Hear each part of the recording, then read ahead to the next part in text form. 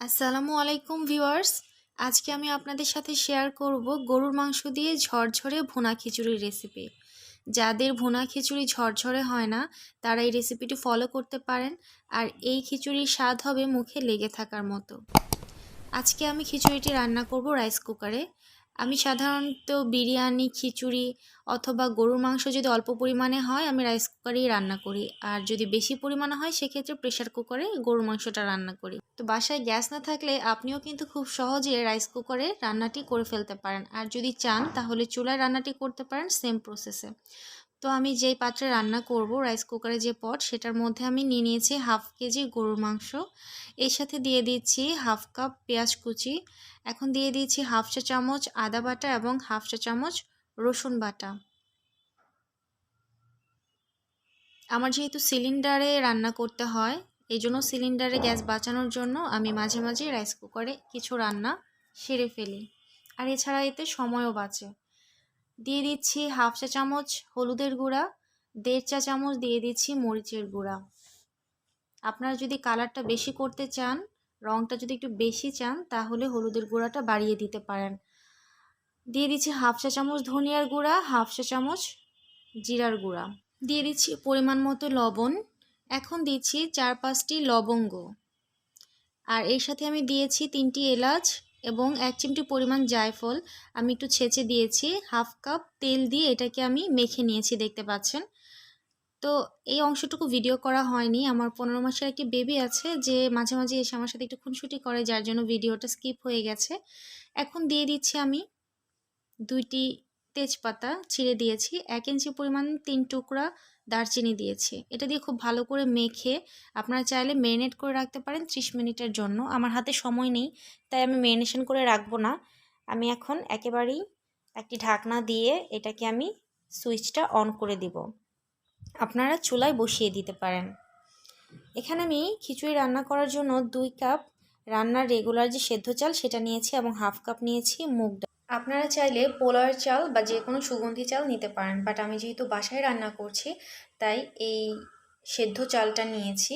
But যদি কোনো special occasion বা গেস্টদের জন্য রান্না করা হয় তাহলে কিন্তু পোলার চাল বা সুগন্ধি চালটা নিলে আরও বেশি স্পেশাল হবে রান্নাটা, বাট এটাও কিন্তু খুবই অসাধারণ। আজকে আমি মসুর ডাল মুগ ডাল দুটাই ইউজ করব। আপাতত শুধু মুগ ডালটা নিয়েছি। চাল ডালটা আমি ভালো করে ধুয়ে নেব।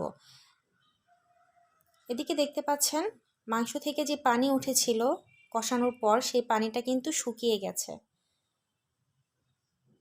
মাংস থেকে যে পানিটা উঠবে সেই পানিটা শুকানো পর্যন্ত এটাকে কষিয়ে নেব। ঢাকনা তুলে 2 থেকে 3 বার আমি নেড়ে নিয়েছি, এটাকে কষিয়ে নিয়েছি খুব ভালো করে। এখন দিয়ে দিচ্ছি সেদ্ধ হওয়ার জন্য পরিমাণ মতো পানি। যতটুকু পানিতে মাংসটা প্রপার সেদ্ধ হবে ঠিক ততটুকু পানি, আমি 2 কাপের মতো পানি দিয়েছি। পানিটা দিয়ে আবারও ঢাকনা দিয়ে ঢেকে দেব এটা পুরোপুরি সেদ্ধ হওয়া পর্যন্ত। আর আমি মাংসটা কিন্তু ছোট ছোট করে কেটেছি, আপনারা দেখতে পেয়েছেন। তো এটা সেদ্ধ হতে কিন্তু বেশি সময় এবং পানি লাগবে না। তো এদিকে দেখুন বলক চলে এসেছে। আর এই পাশে আমি যে চাল ডালটা নিয়েছিলাম সেটা কিন্তু কষলে কষলে খুব ভালো করে যতক্ষণ না পর্যন্ত পরিষ্কার পানি বের হয়, দেখুন এভাবে করে ধুয়ে নিয়েছি। এটা কিন্তু খুবই ইম্পর্ট্যান্ট, কারণ চাল ডালের স্টার্চটা যদি থেকে যায়, পরিষ্কার পানিটা যতক্ষণ না বের হয় ততক্ষণ পর্যন্ত ধুয়ে নিতে হবে।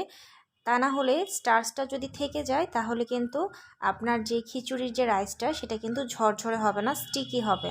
এই জন্য এভাবে করে ধুয়ে নিতে হবে। এখন দেখুন আমার কিন্তু এই যে পানিটা কিন্তু শুকিয়ে গেছে এবং কিন্তু মাংসটাও আমি দেখতে পাচ্ছি পুরোপুরি সেদ্ধ হয়ে গেছে। যদি এ পর্যায়ে সেদ্ধ না হয় আপনারা কিন্তু আরও একটু পানি দিয়ে আবারও এটা কষিয়ে সেদ্ধ করে নিতে পারেন। বাট অবশ্যই খিচুড়ির যে মাংসটা সেটা কিন্তু প্রপার কুক হতে হবে, শক্ত থাকলে কিন্তু ভালো লাগবে না, সফট হতে হবে। চালের পানিটা আমি আগেই ঝরিয়ে নিয়েছিলাম, চাল ডালটা দিয়ে দিলাম। আমি মুগ ডালের সাথে কিন্তু মসুর ডালও দিয়েছি। মুগ ডাল দিয়েছিলাম হাফ কাপ, মসুর ডাল দিয়েছি হাফ কাপ, টোটাল 1 কাপ ডাল দিয়েছি। মুগ ডালটা চালের সাথে আগেই ভিজিয়ে রেখেছিলাম, কিন্তু মসুর ডালটা কিন্তু একসাথে ভিজাইনি, কারণ মসুর ডালটা কিন্তু তাড়াতাড়ি সেদ্ধ হয়ে যায়। এজন্য এটা জাস্ট আমি যখন রান্না করব, যখন জাস্ট আমি চুলায় দেব তার আগ মুহূর্তে ধুয়ে ইনস্ট্যান্ট আমি মসুর ডালটা অ্যাড করেছি। এখন দিয়ে দিয়েছি গরম মশলা। গরম মশলা দিয়ে এটাকে আমি 4 থেকে 5 মিনিটের মতো চাল ডালটাকে ভালো করে মশলার সাথে ভেজে নেব। চালের পরিমাণ যদি বেশি হয় তাহলে কিন্তু আপনাকে আরেকটু বেশি সময় ধরে ভেজে নিতে হবে। আর এটা যত সময় ধরে ভাজবেন, যত প্রপারলি ভাজবেন, তত কিন্তু আপনার রাইসটা ঝরঝরা হবে। এই ভাজাটাও কিন্তু খুবই ইম্পর্ট্যান্ট। তো আমি খুব ভালো করে ভেজে নিয়েছি সময় নিয়ে। ভাজার পর আমি এখানে দিয়ে দিয়েছি, টোটাল কিন্তু আমি চাল ডাল মিলিয়ে 3 কাপ নিয়েছি। তো 3 কাপ চাল ডালের জন্য পানি দিয়েছি আমি 6.25 কাপ, মানে ডাবলের থেকে একটু কম, যেহেতু সেদ্ধ চাল নিয়েছে। আপনি যদি পোলাওর চাল দিয়ে করেন তাহলে 5.5 কাপ পানি দিলেই হবে। আর পানিটা আমি হালকা গরম পানি দিয়েছি। এখানে কিন্তু অবশ্যই গরম পানি দিতে হবে, রাইসটা ঝরঝরা হওয়ার জন্য গরম পানিটাও খুব ইম্পর্ট্যান্ট। তো যে বিষয়গুলো বলছি এগুলো কিন্তু অবশ্যই মাথায় রাখবেন, প্রতিটা টিপস ফলো করলে আপনার খিচুড়িটা পারফেক্ট ঝরঝরে এবং টেস্ট হবে। এ পর্যায়ে আমি কিন্তু স্বাদটা বাড়ানোর জন্য দেশি রসুনের 5-6টি কোয়া খোসা ছাড়িয়ে দিয়েছি এবং কাঁচামরিচ দিয়েছি 4-5টি, সেটাও আমি ছুরি দিয়ে একটু ফালি করে দিয়েছি, আপনারা দেখতে পেয়েছেন। এটাতে কিন্তু খুব সুন্দর একটা ফ্লেভার এবং দারুণ একটা টেস্ট অ্যাড হবে। এখন এই যে আমার যে রাইস কুকারটা, এটা দিয়ে কিন্তু বলক এসে কিন্তু উপচে পড়ে যায়। যাদের রাইস কুকারে পড়ে যাওয়ার সম্ভাবনা নেই তাদের তো সমস্যা নেই। তো আমি এভাবে করে একটু ঢাকনাটা উঠিয়ে রাখি, এতে করে বাষ্পটা উঠে যায়, কোনো প্রবলেম হয় না, বলক এসে পড়ে না, নষ্ট হয় না, চারপাশটা নোংরা হয় না। আর এই যে দেখুন, রান্না করতে করতেই আমার ছোট্ট ছেলে এসে কিন্তু আমার রাইস কুকারের যে ঢাকনাটা সেটা কিন্তু অলরেডি উপর পাটটা ভেঙে ফেলেছে। যাই হোক, ব্যাপার না। এখন আমি আবারও এটাকে একটু নেড়ে নিয়েছি। বলক এসে দেখুন চাল ডালটা কিন্তু সমান সমান হয়ে গেছে পানিতে। আমি একটু লবণটা টেস্ট করে দেখেছি, লবণটা মনে হয়েছে আর একটু লাগবে। খিচুড়ি বা বিরিয়ানিতে মনে রাখবেন লবণের পরিমাণটা কিন্তু একদম পারফেক্ট হতে হয়, কারণ লবণটা যদি কম হয় তাহলে কিন্তু এটার সাথে এক্সট্রা লবণ নিলে খেতে ভালো লাগে না, আর বেশি হলে তো খাওয়াই যায় না।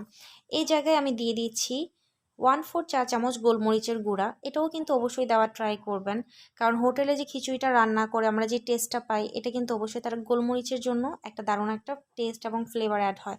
গোলমরিচটা অবশ্যই দেওয়ার চেষ্টা করবেন।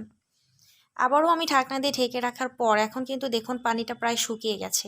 এই পর্যায়ে যখন আসবে, মাখো মাখো যখন হয়ে যাবে, তখন জালটা কিন্তু একদম কমিয়ে দিতে হবে, মানে চুলার ফ্লেমটা একদম লো ফ্লেমে দিতে হবে,